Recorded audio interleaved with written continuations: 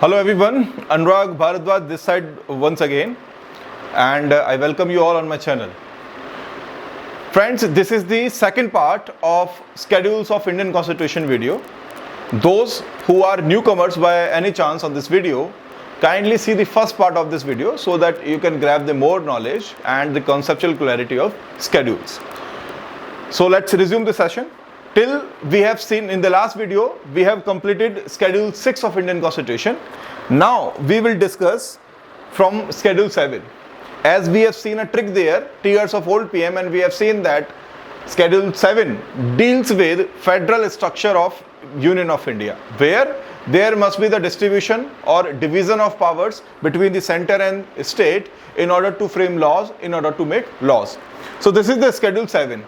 Schedule 7 talks about the federal structure, where you will see that legislative powers of the center and the state has been divided or bifurcated into the three lists, namely union list, state list and concurrent list. Union list is that one where this is the solely power of the Parliament of India to make laws, and that law would be prevailed as well as implemented throughout the territory of India. No state can make laws over such subjects. That could be considered as an isolated power, or we can say like a wholesale power of the Parliament to make laws. These subjects includes space, communication, telecommunication, railway, coal, mines, etc. These are the part of union list. Initially, we can say originally 97 subjects were mentioned there in this union list, but right now there are a total 100 subjects. And this picture of 100 subjects has been completed through 101st Constitutional Amendment Act of 2016. Recently, in 2016 only, this number has been increased to 100 from 1997, and this is the current picture. Right now, there are total 100 subjects over which only Parliament has power to frame law and implement those laws throughout the territory of India. Second, called state list. As name suggested, in general conditions, in general cases, state list is that one where the subjects have been mentioned, and it's an immense as well as isolated power of the state legislature to frame laws over such subjects. Originally 66 subjects were there, but in today's picture, total number of subjects are 61. This picture has been changed through 42nd Constitutional Amendment Act of 1976, where 5 subjects were transferred to concurrent list from state list. We will see those subjects, like why and how those subjects were transferred there. We will see this part here in this video only. So I am repeating, till here we will see that union list is that one where it's an immense as well as absolute power of the Parliament of India to frame laws, and for such power there are total 100 subjects over which Parliament can frame law. Same goes with the state list, where as of now there are 61 subjects, and it's immense as well as absolute power of state legislature to frame laws and implement those laws within their jurisdiction or within their territory. Here comes concurrent list. Concurrent list is a kind of common list that this feature in the Indian Constitution has been borrowed from 1935 Government of India Act. Initially, in India, the concept of concurrent list has been mentioned in 1935 Government of India Act, but there is a little bit change here in this concurrent list. Initially, at the time when this Government of India Act of 1935 was implemented here in the India, that time there was the concept that it is the power of Governor General of India to make laws over the subjects mentioned under concurrent list. But here mentioned under concurrent list, but this picture has been changed, and now this picture of concurrent list has been borrowed from Australian Constitution, where there is a power that only Parliament along with the state can frame or change the subjects, can frame or change the laws under the subjects mentioned there in the concurrent list. So I am repeating this one. 100 subjects are there in the union list, 61 subjects are there in the concurrent state list, and initially 47 subjects were there, but just because of the addition of 5 new subjects through 42nd Amendment of 1976, you will see 5 subjects were transferred to concurrent list. Initially number of concurrent list subjects was 47, but after the addition of these 5 subjects, the today's picture is there are a total 52 subjects there, and the last 5 subjects were education, forest, wild animal and birds. Apart from that, weight and measures, and the last but not the least, administration of judiciary. These are the 5 subjects that were transferred to concurrent list from state list. I am repeating, 42nd Constitutional Amendment Act was there that transferred the 5 subjects from the state list to concurrent, and in today's picture you will see that these are those 5 subjects where the laws can be made by parliament as well as state legislature as per their requirement, as per their need. And there is another concept: in case of law made by parliament as well as state legislature over any subject mentioned there in the concurrent list, parliamentary law would prevail over or supersede the laws passed by state. For example, let's assume that the government of Rajasthan has framed a law over the concurrent list, and over the same subject, if a law was passed by the parliament, in that condition that parliamentary law would prevail and supersede the law passed by state of Rajasthan government. It means superior law would be parliamentary law, inferior law would be of state government.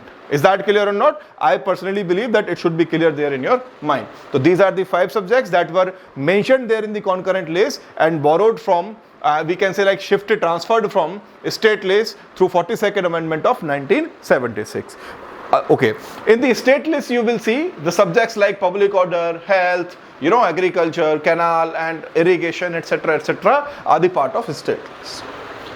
Now we will see another schedule that is one of the most important as from the point of view of UPSC as well as other state PCS examination, because recently in 24 only UPSC has framed a question from this part. This is the official language. First of all, we would try to understand the official language. What's the status of official language? Official languages are those in which a particular person, especially MLAs or MPs, can make their speech, can speak there in the houses, as well as can use these languages to translate the document, especially from English or Hindi. Okay. Originally, at the time of the inception of the schedule, there were total 14 languages,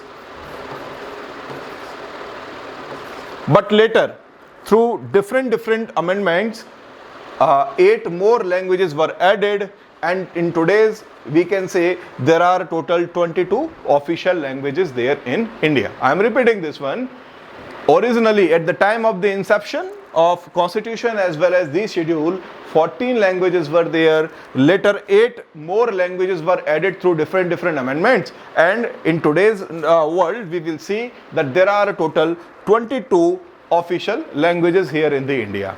First, we will try to learn 14 languages with the help of a trick. 14 languages we would cover with the help of a trick, and this trick goes like KTM, push bag of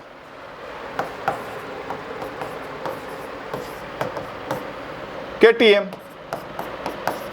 It's a kind of common trick or mnemonics. KTM, push bag of KTM. This K stands for Kashmiri. This is Tamil. This is Marathi. KTM, Kashmiri, Tamil, Marathi. P for Punjabi. Then U, Urdu. Then Sanskrit. Then Hindi. Now, rest are B. B stands for Bengali. Then Assamese. G stands for Gujarati. Then this F is silent here because it's a small one. O stands for Odia. Odia. The official language speaking, people speak there in Odisha. Then again KTM, this K stands for Kannada, this is Telugu, and the last but not the least, this one would be Malayalam. These are the 14 languages. I am going to revise this one with you so that you can recall it properly. KTM, pushback of KTM. First KTM stands for Kashmiri, Tamil, Marathi. Second push stands for Punjabi, Urdu, Sanskrit and Hindi. Then bag, Bengali, Assamese and Gujarati. Of F is silent, O stands for Odia. And the last KTM stands for Kannada, Telugu and Malayalam. That's a part of this. These are the 14 languages. Here comes next 8 languages. First, 21st Constitutional Amendment Act of 1967. Second, 71st Constitutional Amendment Act of 1992. Of 1992. Addition करेंगे 92nd Constitutional Amendment Act of 2003. 21st, 71st, 92. 21st addition of 71 equal to 92. Here, through 21st Constitutional Amendment Act of 1967, Sindhi language became the official language of India. Here, through 71st, the same question was asked by UPSC here in 2024. The formula is KMN. KMN stands for Konkani, Manipuri and Nepali. And the last one, DBMS. DBMS. DBMS stands for Dogri. B stands for Bodo, Maithili and Santhali. These are the 4 languages. So 1 plus 3 plus 4, there are total 8 languages added later through 3 amendments, namely 21st, 71st and 92nd Amendment of 2003. The same question can be framed by RPSC or UPSC or other PCS examination again and again, because this one is one of the tricky part of this whole, official language chapter. As of now, there are total 22 languages. Initially 14 languages were there, and those 14 languages were these. And now we have total 22 languages there as official language here in the India. Okay, it should be clear in your mind. Now here comes one more question here. What is the purpose of making official language? Official language basically provides the representation of the people or the native of that particular territory, so that they can become the part of constitution framing or the legislature or the administration, and that is why official language is one of the important part. Now here we will see that this is the map of India, and we can make some certain languages, we can arrange some certain languages which are important from the point of view of examination. Let's say, for example, if we categorize all 22 languages, there are some certain common languages that can be seen anywhere. Let's say, for example, Hindi is one of the common language in the northern India. Along with that, Sanskrit is one of the language of Devabhumi, which includes Uttarakhand and Himachal Pradesh.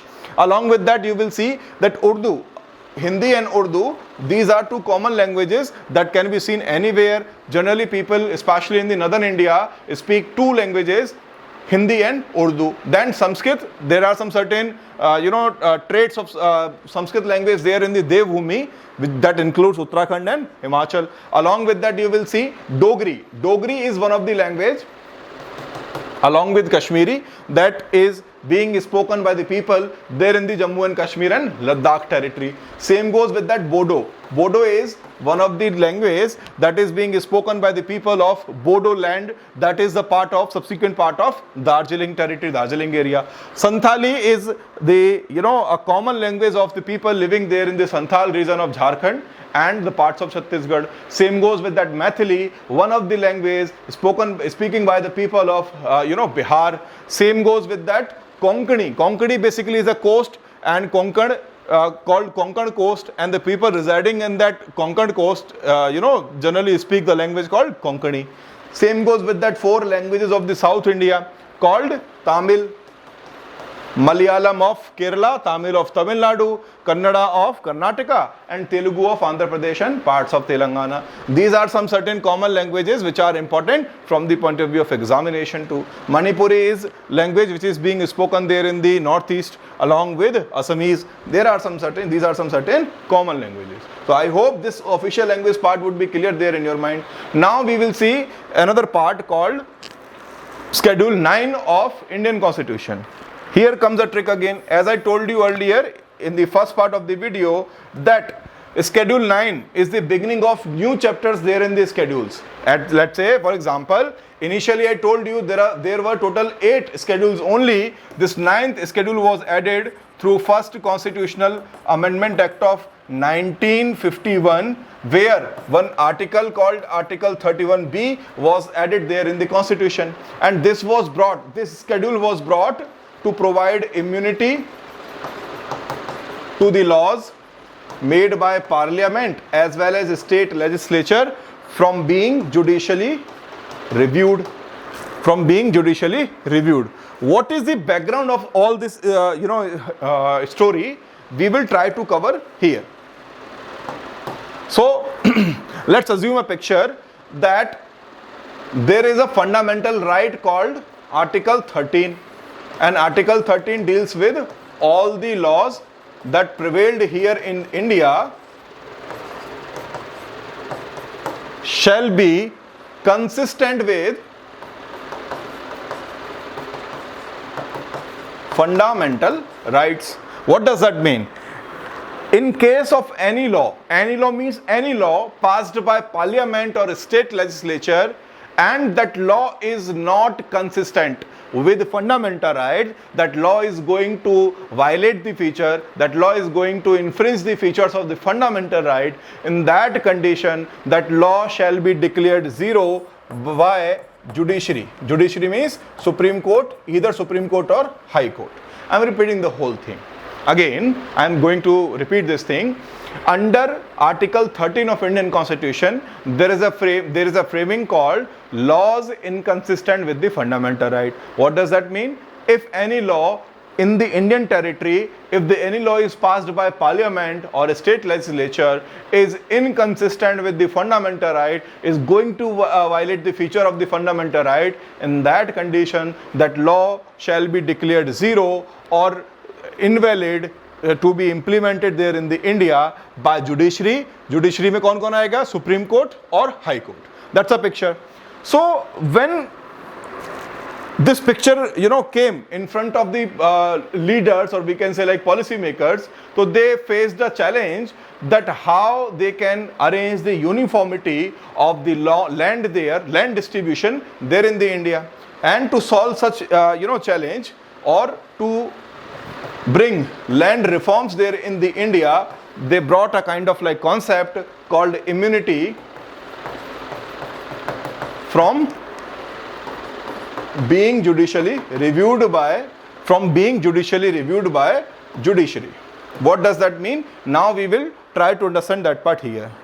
They pass the laws, it means Parliament or a state legislature passed the laws and mentioned, or we can say like added their laws here in Schedule 9 of Indian Constitution, and they created a provision that if any law which is the part of Schedule 9 of Indian Constitution would get the absolute immunity from being judicially reviewed. In another word, we can say that the judiciary can never intervene in the matters or the laws which are the part of Schedule 9. This picture was brought by Jawaharlal Nehru, the then PM of India. And as I told you in the first video, this amendment was completely invalid. Reason being, Article 368 that provides the power to the Parliament to amend any part of the Indian Constitution states that Parliament means both the houses of the Parliament has to pass the same law with the same purpose with a special majority separately. But as I told you in the first video that in 1951 there was no any emergence, there was no any, we can say, like emergence of Rajya Sabha. There was a single house, and that house was not Lok Sabha. That house was interim parliament that amended the Constitution of India for the first time in 1951. So most of the constitutional framers, apart from that, most of the, we can say, like thinkers of polity, they identified this loophole there in 1951, and they challenged that loophole too. Under Sajjan Singh case, Keshri, Keshwanand case and all, multiple cases are there. So we will see that this provided the immunity to all the laws which are the part of Schedule 9 would get the immunity from being judicially reviewed from the Supreme Court and High Court. Okay, but there is a famous case called Keshwananda Bharti case. There is a very famous case called Keshwanand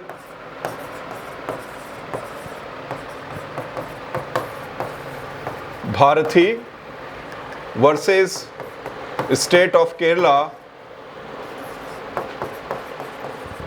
case of 1973.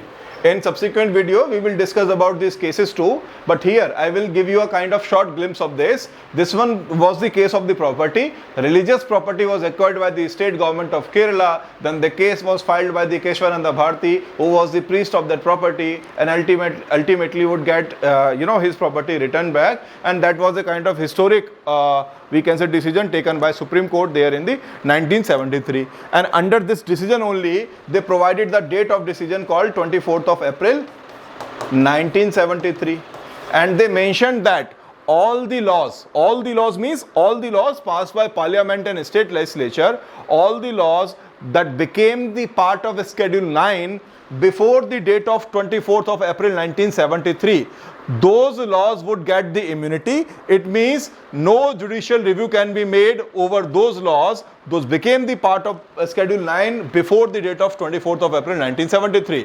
But if the law has been added on or after 24th of April 1973, in that case, judicial review can be made by Supreme Court or High Court. It means there is a kind of like filter of the date. Before the date of 24th of April 1973, no judicial review can be made by Supreme Court or High Court over such laws that became the part of Schedule 9. But on or after the date of 24th of April, those laws can be the part of judicial review. Judicial review can be made over such laws. That's a picture. That's a current picture of Schedule 9. Now we will see another schedule that's called Schedule 10. Before discussing this Schedule 10, we will see a picture there in our mind. Let's assume there is a person called Person A. Let's assume that there is a person called Person A who contested election from BJP, from the seat of BJP, from the ticket of BJP. After winning the election, the person goes there in the Lok Sabha, and after reaching in the Lok Sabha, the person changed his political party and now became the member of Congress. So can we consider this person as double dholki? It means the person is a kind of like dhokebaj person who deceived BJP, won the election on the seat of BJP, on the ticket of BJP, and ultimately changed the party and became the member of Congress. So ultimately this person would be fruitful or beneficial for the Congress member, not for the BJP member, because this person would reduce the majority of the members of BJP there in the Lok Sabha. So in order to negotiate, or we can say in order to prevent such kind of situation, in order to avoid such kind of problems, the law was brought by Rajiv Gandhi government in 1985, and the name of the law was Anti-Defection Law. Anti-defection means such kind of defection would not be allowed if a person is going to change his or her political party after winning the election. In that condition, the candidature of the same would be, the candidature of the same person would be declared zero, or the person would be disqualified from being the member of House. That is the anti-defection law brought by Rajiv Gandhi in 1985, and the name of the amendment was 42nd Constitutional Amendment Act of 1985. So through 52nd Constitutional Amendment Act of 1985, anti-defection law was brought by Rajiv Gandhi government. Keep it in your mind. Now there are two schedules called Schedule 11 and Schedule 12. Schedule 11 talks about the Panchayati Raj, that is the beginning of self-help government or self-government, local self-government. That's called Sthaniya Swashasan in Hindi. That's a form of government where the people residing there at the grassroots level of the politics, they would create their own government, they would create their own party, they would create their own group in order to implement the policies or the programs brought by them or brought by the upper level of the government. So there are two parts of this whole grassroots level government system. One is Panchayati Raj, that is for rural area, and another one is municipalities, that was for urban area. Total 29 subjects were mentioned here, and these are those subjects over which laws can be made, or we can say like policies and the programs can be made by the people at the Panchayati Raj level. And total 18 subjects were given, provided to the municipalities, over which they can make laws or over which they can make programs. Now I am going to make a kind of like structure of Panchayati Raj here. This is three-tier structure here in the India, which is uniformly being adopted by all the states. The first state is known as Zilla Parishad. Here it would be Panchayat Samiti, and the last but not the least, at the grassroots level, it would be Gram Panchayat.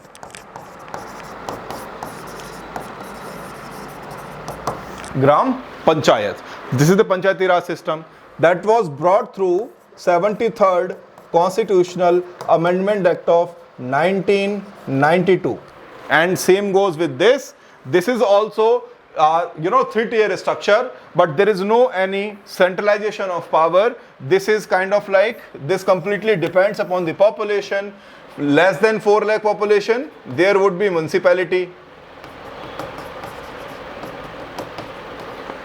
4 to 10 lakh, that's a common we can say like standard. Less than 4 lakh municipality, 4 to 10 lakh municipal council, and more than 10 lakh, then it would be municipal corporation. This is the picture of municipalities. This one was brought through 74th Constitutional Amendment Act of 1992 only. Here is same for the both, for this for Panchayati Raj and municipalities, but amendments were two different amendments, one for rural area and another one for urban area. I hope you would enjoy this video. I hope you would like this video, and kindly comment and subscribe my channel. Thank you so much. Thank you.